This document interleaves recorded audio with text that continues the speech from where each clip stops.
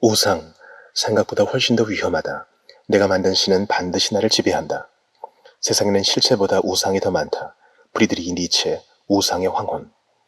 2008년 중반에 세계 경제 위기가 닥치자 한때 부유하고 인맥 넓던 사람들이 줄을 이어 비참하게 자살했다. 연방주택담보대출공사 프레디맥의 재무 담당 부사장 대행은 자택 지하실에서 목을 맸다.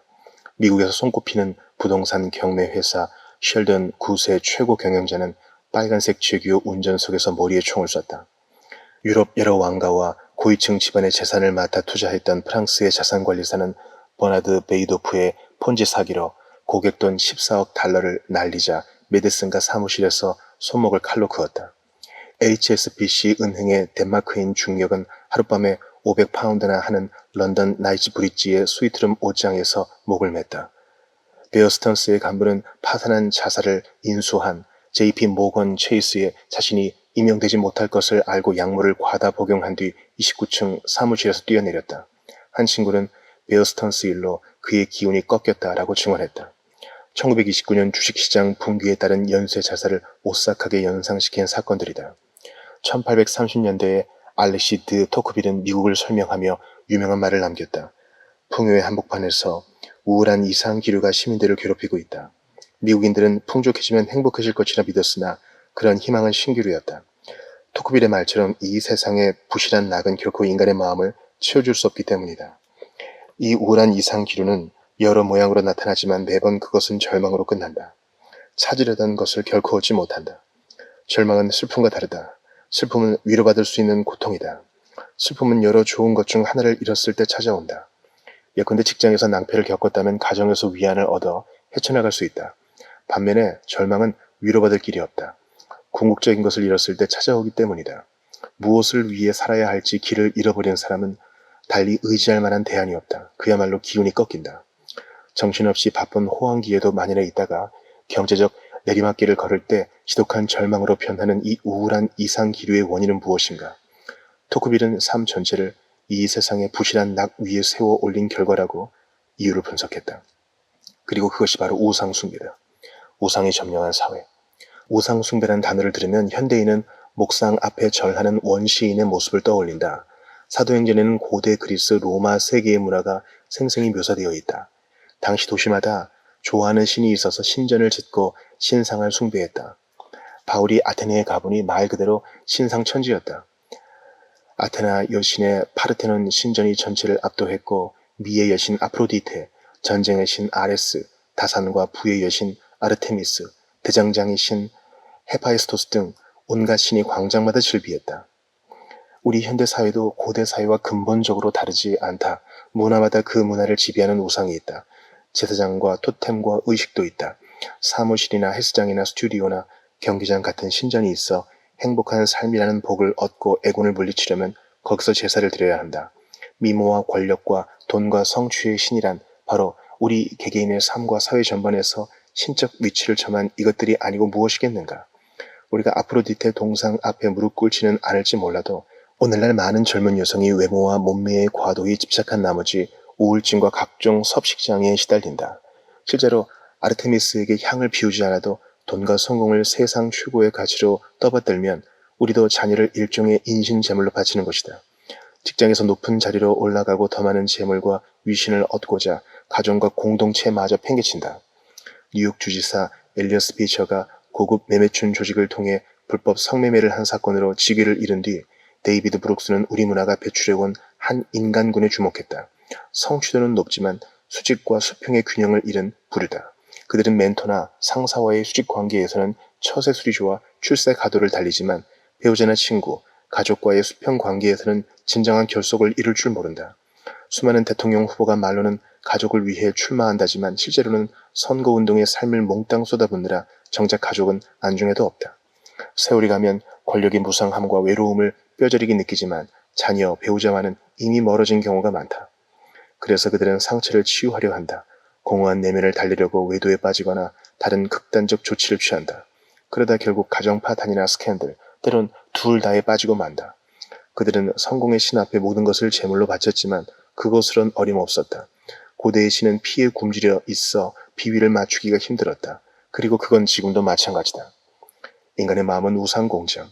인터넷 열풍을 불러온 닷컴 붐이 일고 부동산과 주식에 엄청난 거품이 있던 그전 20년 동안에는 이런 말이 설득력을 얻기 힘들었을 것이다. 그러나 2008년에서 2009년에 경기가 곤두박질 치면서 소위 탐심의 문화가 그 속살을 드러냈다. 오래전에 사도 바울은 탐심이 나쁜 정도가 아니라 우상 숭배라고 꼬집었다. 즉 돈은 신의 속성을 가질 수 있다. 그래서 돈의 신적 힘을 경험하고 그것에 점차 마음을 뺏기면 자유는 사라지고 숭배와 복종 관계에 가까워진다. 돈은 영적 중독이 될 수 있다. 모든 중독처럼 피해자에게 자신의 진짜 덩치를 숨긴다. 아무리 갈망해도 만족은 자꾸만 줄어든다. 그래서 우리는 더 채우려고 더 크고 많은 모험도 불사하다가 결국 파탄에 이른다. 회복에 나섰을 때는 내가 무슨 생각을 한 거지? 어떻게 그렇게 눈이 멀 수가 있었지? 라는 의문이 든다.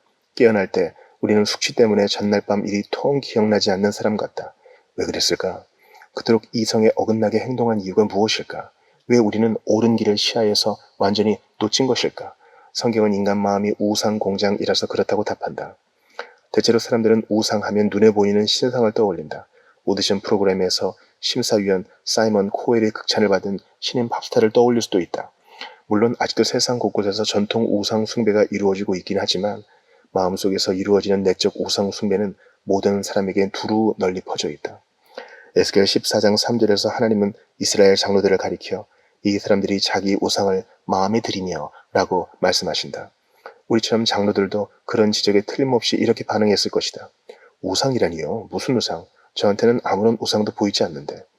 여기서 하신 하나님 말씀은 인간의 마음이 성공, 사랑, 재물의 소유, 가정 등 좋은 것을 궁극적인 것으로 탈바꿈시킨다는 뜻이다. 우리 마음은 그런 것을 신격화해 삶의 중심에 둔다. 그것만 얻으면 존재감과 든든함과 안전과 충족감을 누릴 수 있다고 생각하기 때문이다. 반지의 제왕에서 핵심 소재는 악의 군주 사우론이 소유한 힘의 반지다. 아무리 선한 의도에서라도 이 반지를 끼려는 사람은 누구나 탐욕에 물들게 된다. 톨킨의 해박한 학자인 톰 쉬피 교수는 이 반지를 심리적 증폭기라 불렀다. 마음의 가장 절실한 갈망을 우상으로 확대시킨다는 뜻이다. 이 책의 선한 등장인물 몇은 노예를 해방시키거나 백성의 영토를 지키거나 악인을 정의로 심판하려 한다. 다 좋은 목표다. 다만 그 반지를 끼면 물불 가리지 않고 무슨 수를 써서라도 목표를 이루려 한다. 반지가 좋은 것을 절대화해서 다른 모든 도의나 가치관을 전복시킨다. 이 반지를 끼는 사람은 점점 더 거기에 예속되고 중독된다. 그것 없으면 못 사는 게 바로 우상이기 때문이다. 꼭 손에 넣어야만 하기에 그것을 얻기 위해서라면 한때 존중하던 규정도 어기고 남들과 자신마저 해친다. 우상은 끔찍한 악을 낳는 영적 중독이다. 톨킨의 소설에서만이 아니라 현실 생활에서도 마찬가지다. 무엇이든 우상이 될 수 있다. 모든 문화적 순간에는 기회도 딸려온다. 지금 우리도 그런 순간을 만났다. 돈이 돈 그 이상이 될 수 있다는 성경의 경고를 이제 많은 이가 더 귀담아 듣는다. 돈은 삶을 바꾸어 놓고 문화를 만들어내는 강력한 신이 될 수 있다. 숭배자의 마음을 찢어놓는 우상이다. 불행히도 우리는 탐심의 문제가 저 부자들에게만 있다고 보고 그 문제에만 집중한 나머지 가장 근본 진리를 깨닫지 못한다. 무엇이든 우상이 될 수 있으며 이미 우상이 되어 왔다. 세상에서 가장 유명한 도덕규범은 10계명이고 그중 제1계명은 이렇다. 나는 내 하나님 여호와니라. 너는 나 외에는 다른 신들을 내게 두지 말라. 여기서 자연스럽게 따라오는 의문이 있다. 다른 신들이란 무엇인가? 곧바로 답이 나온다. 너를 위하여 새긴 우상을 만들지 말고 또 위로 하늘에 있는 것이나 아래로 땅에 있는 것이나 땅 아래 물속에 있는 것에 어떤 형상도 만들지 말며 그것들에게 절하지 말며 그것들을 섬기지 말라. 세상 모든 것이 포함된다. 돈이나 섹스를 신으로 떠받들 수 있다는 건 누구나 안다. 하지만 삶에 무엇이든 우상 노릇을 할 수 있다. 모든 것이 하나님의 대용품, 즉 가짜 신이 될 수 있다. 최근에 나는 어느 야전군 장교 이야기를 들었다. 그가 휘하 병사들에게 어찌나 무리하게 체력 단련과 군사 훈련을 시켰던지 오히려 병사들은 사기가 꺾였고 그 바람에 전투 중 통신이 두절되어 수많은 사상자를 냈다. 내가 아는 한 여성은 성장기에 가난했는데 성인이 되어 재정 안정에 집착한 나머지 좋은 사람을 여럿 놓치고 정작 사랑하지 않는 부유한 남자와 결혼했다. 그녀는 결국 얼마 못 가 이혼했고 자신이 그토록 두려워하던 고생길에 들어섰다. 일본 메이저리그 야구 선수들은 선전하는 정도에 만족하지 못하고 명예의 전당에 오를 수준으로 잘하려고 스테로이드와 기타 약물을 복용한다. 그 결과 그냥 능력과 잘했을 때보다 몸은 더 축나고 평판도 나빠진다. 이들의 행복의 기초로 삼았던 것은 오히려 잿더미로 변했다. 기초를 엉뚱한 데 두었기 때문이다. 각 경우마다 좋은 것 중 하나가 최고의 것으로 둔갑해서 다른 모든 가치를 짓밟고 군림했다. 하지만 가짜신은 늘 실망을 안겨주기 마련이며 그 과정이 파괴적일 때도 많다. 훈련된 부대나 재정 안정이나 뛰어난 운동 실력을 바라는 게 잘못인가? 그렇지 않다. 그러나 이 사례에서 우리는 사람들이 흔하게 착각하는 것을 볼 수 있다. 우리는 우상을 나쁜 것이라 생각하지만 그 자체가 나쁜 경우는 거의 없다. 더 좋은 것일수록 그것이 우리의 가장 깊은 욕구와 희망을 채우리라는 기대도 커진다. 무엇이든 가짜신이 될 수 있으며 특히 삶의 가장 좋은 것일수록 더 그렇다.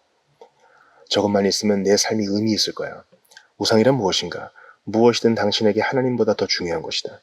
무엇이든 하나님보다 더 크게 당신 마음과 생각을 차지하는 것이다. 하나님만이 주실 수 있는 것을 다른 데서 얻으려 한다면 그게 바로 우상이다. 무엇이든 워낙 당신 삶의 중심이자 필수여서 그것 없이는 살아갈 가치를 별로 느끼지 못한다면 그게 바로 가짜신이다. 우상은 마음을 지배하므로 당신은 더 생각할 것도 없이 열정과 에너지, 돈과 정서적 자원을 다분히 거기에 쏟을 수 있다. 가정과 자녀, 직업과 돈벌이, 성취와 평론가의 호평, 체면과 사회적 지위가 다 우상이 될 수 있다. 로맨틱한 이성관계, 업계의 인정, 안전하고 평안한 환경, 외모나 두뇌, 정치나 대의 명분, 도덕과 가치관, 심지어 기독교 사역에서 성공하는 것도 다 우상이 될 수 있다. 타인의 삶을 고치는데 인생의 의미를 거는 것을 흔히 상호 의존이라 부르지만 사실은 그것도 우상숭배다. 무엇이든 당신이 그것을 보며 마음 깊은 곳에서 이렇게 말한다면 그게 곧 우상이다. 조금만 있으면 내 삶이 의미 있어질 거야. 나도 가치 있는 사람이 될 거야. 내가 중요해지고 안정감이 될 거야. 이런 관계를 여러 가지로 표현할 수 있지만 가장 적합한 말은 숭배일 것이다. 옛 이교도들이 사실상 모든 것을 신으로 본 게 지나친 상상력을 발휘한 것만은 아니었다. 그들에게는 섹스의 신, 일의 신, 전쟁의 신, 돈의 신, 국가의 신이 있었다. 무엇이든 신이 되어 개인의 마음이나 대중의 삶을 신처럼 지배할 수 있다는 엄연한 사실 때문이었다. 예컨대 아름다운 몸은 좋은 것이지만 이를 신격화해서 가장 중요한 것으로 삼는다면 우리에게 남는 것은 단지 아름다움이 아니라 아프로디테다. 사람들과 문화 전체가 끊임없이 외모 때문에 고민하고 거기에 시간과 돈을 지나치게 쏟아붓고 어리석게 성품까지 외모의 기초에 평가하게 된다. 당신의 행복, 삶의 의미, 정체성에 하나님보다 더 영향을 끼친다면 무엇이든 우상이다. 성경에서 말하는 우상 숭배는 지극히 복잡한 개념이라서 지적, 심리적, 사회적, 문화적, 영적 범주를 모두 아우른다.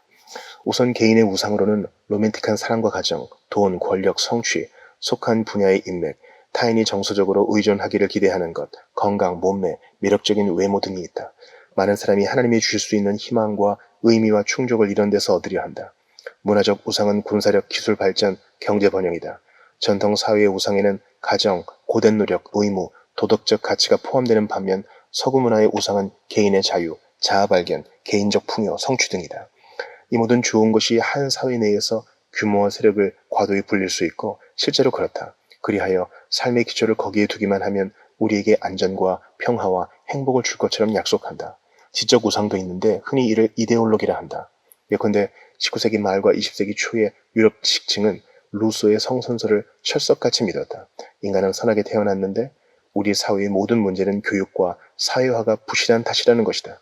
그러나 이런 환상은 2차 세계대전을 거치며 산산이 부서졌다. 영국 현대 복지제도의 이반자로 널리 알려진 비어트리스 웹은 이렇게 썼다. 1890년이었던가? 한때 나는 일기장에 인간의 타고난 선에 내 모든 것을 걸었다 라고 썼다. 35년이 지난 지금에야 깨닫지만 인간 내면의 악한 충동과 본능은 영원하다. 아무리 사회제도가 바뀌어도 부와 권력에 끌리는 마음의 변화는 영원하다. 악한 충동을 제어하지 않는 한 지식이나 과학이 아무리 쌓여도 소용없다. H.G. 웰스는 1920년 저서 Outline of History, 세계 문화사 대계에서 인간의 진보에 대한 신념을 예찬했다. 그런데 1933년에 출간한 The Shape of Things to Come, 닥쳐올 세계를 보면 유럽 국가들의 이기심과 폭력에 질겁한 그는 지식층이 통제권을 쥐고 의무교육을 통해 평화와 정의와 평등을 부르짖는 것만이 희망이라 믿었다. 그러다 1945년에는 A Mind at the End of its Tether, 지성의 한계에 이렇게 썼다. 인간이 그리도 좋아하던 호모사피엔스는 이제 끝났다. 웰스와 웹은 왜 생각이 변했을까? 둘은 부분적 진리를 포괄적 진리로 떠받들며 모든 것을 그것으로 설명하고 발전시킬 수 있다고 믿었기 때문이다. 인간의 선에 모든 것을 걸었다라는 말은 곧 인간을 하나님 자리에 두었다는 뜻이다. 각 직업 분야에도 우상이 있다. 타협할 수 없는 절대 가치다. 사업 세계에서는 수익이 궁극적 가치이므로 자기 표현은 억압된다. 그러나 예술계는 반대다. 오히려 구원의 이름으로 모든 것이 자기 표현을 위해 희생된다. 인류에게 무엇보다도 그것이 필요하다는 식이다. 우상은 어디에나 있다. 마음속 우상이 삶 전체를 지배하다. 사람들이 마음속 우상을 어떻게 대하는지를 성경은 세 가지 기본 은유로 기술한다. 그들은 우상을 사랑하고 우상을 믿고 우상에 순종한다. 우선 성경의 우상이 결혼의 은유로 표현될 때가 있다. 우리의 참 배우자는 하나님이어야 하며 그분보다 다른 것을 더 갈망하고 즐거워하면 이는 영적 간음이다. 예컨대 로맨스나 성공은 거짓 연인이 되어 우리에게 자신이 사랑받는 소중한 존재라는 느낌을 약속할 수 있다. 이런 우상은 우리 생각을 사로잡기 때문에 평소에 주로 공상하는 내용을 보면 이를 찾아낼 수 있다. 우리가 즐기는 상상은 무엇인가? 가장 절실한 꿈은 무엇인가? 우리는 그 우상에게서 사랑과 가치와 아름다움과 의미와 보람을 얻으려 한다. 성경은 우상을 종교적 은유로 표현할 때도 많다. 참 구주는 하나님이어야 하는데 우리는 개인적 성취나 경제적 번영에서 평화와 안전을 얻으려 한다. 이런 우상은 우리 자신에게 통제권이 있다는 느낌을 주기 때문에 우리가 시달리는 악몽의 내용을 보면 이를 찾아낼 수 있다. 우리가 가장 두려워하는 것은 무엇인가? 삶의 가치를 느끼기 위해 결코 잃어서는 안 될 그것은 무엇인가? 우리는 이런 신들이 자신을 보호해 주리라 믿고 그 비위를 맞춰 환심을 사려고 제사를 지낸다. 거기서 자신감과 안전을 얻으려 한다. 성경의 우상은 정치적 은유로 표현되기도 한다. 우리의 유일한 주인이자 군주는 하나님이어야 한다. 그런데 인간은 무엇이든 자신이 사랑하고 믿는 대상 또한 섬기게 마련이다. 그게 무엇이든 타협할 수 없을 만큼 하나님보다 중요해지면 우리를 속박하는 우상이 된다. 이 경우 우상은 우리의 가장 집요한 감정을 보면 찾아낼 수 있다. 우리를 주체할 수 없는 분노나 불안, 낙심에 빠뜨리는 것은 무엇인가? 떨칠 수 없는 죄책감으로 괴롭히는 것은 무엇인가? 이런 우상이 우리를 지배하는 이유는 우리가 그것 없이는 삶이 무의미하다고 느껴서다. 무엇이든 우리를 지배하는 것이 우리의 주인이다. 권력을 구하는 사람은 권력에 지배당하고 사람에게 받아들여지기 원하는 사람은 좋아하는 사람에게 지배당한다. 우리는 스스로를 지배하는 게 아니라 자기 삶의 주인에게 지배당한다. 흔히 말하는 심리적 문제도 사실은 순전히 우상 숭배 문제다. 완벽주의, 일 중독, 만성적 우유부단, 남의 삶을 통제하려는 욕구 등은 모든 좋은 것을 우상으로 둔갑시킨 결과다. 그 비위를 맞추려고 하면 결국 지쳐 떨어질 수밖에 없다. 이처럼 우상은 우리 삶을 지배한다. 돌이키라, 바로 지금. 앞서 봤듯이 슬픔과 절망은 크게 다르다. 절망은 감당할 수 없는 슬픔이다. 그리고 대부분 둘의 차이는 우상 숭배다. 한국의 어느 기업가는 3억 7천만 달러의 투자금이 거의 다 날아가자 스스로 목숨을 끊었다. 그의 아내는 경찰에게 종합 주가지수가 1000 이하로 떨어지자 남편이 먹지도 않고 매일 술만 퍼마시다 결국 자살했다라고 진술했다. 2008에서 2009년에 큰 재정 위기가 한창일 때 나는 빌이라는 사람의 회고를 들었다. 그대로부터 3년 전에 그리스도인이 된 빌은 통장 잔고를 보며 안심하던 삶에서 돌이켜 그리스도로 말미암아 하나님의 자녀가 됨으로써 평안을 누리는 삶으로 인생의 방향을 바꿨다. 이번 경제 위기가 3년 전에 발생했다면 제가 어떻게 당해냈을지 모르겠습니다. 아예 버티지 못했을지도 몰라요. 솔직히 고백하는데 제 삶은 지금보다 행복했던 적이 없습니다. 우리가 살고 있는 세상이 비종교적인 것 같아도 우리 마음은 사실 이 시대의 화려한 각종 우상이 지배하고 있다. 세계 경제가 휘청거리면서 오랜 세월 우리가 숭배해온 많은 우상이 사방에서 무너지는 소리가 들린다. 이것은 아주 좋은 기회이기도 하다. 지금 우리는 잠시나마 환상에서 깨어나는 중이다. 옛날 이야기에서 악한 주술사가 걸어둔 주문이 깨지면서 거기서 벗어날 기회가 오는 것처럼 희망의 근거로 삼았던 계획이나 일이나 사람이 생각대로 약속을 지키지 않을 때 우리 개개인에게 이런 시점이 찾아온다. 사회 전체에 이런 기회가 오는 경우는 극히 드물다. 절망에서 헤어나 전진하려면 우리 마음과 문화에 자리한 우상을 분별해야 한다. 하지만 그것만으로는 부족하다. 가짜 신들의 악영향에서 해방되는 길은 참 하나님께 돌이키는 것뿐이다. 살아계신 하나님은 신의 산과 십자가에서 자신을 계시하셨다. 그분을 만나면 진정으로 당신을 채워주신다. 당신이 실망시켜도 참으로 용서해 주신다. 능히 그러실 수 있는 분은 주님뿐이다.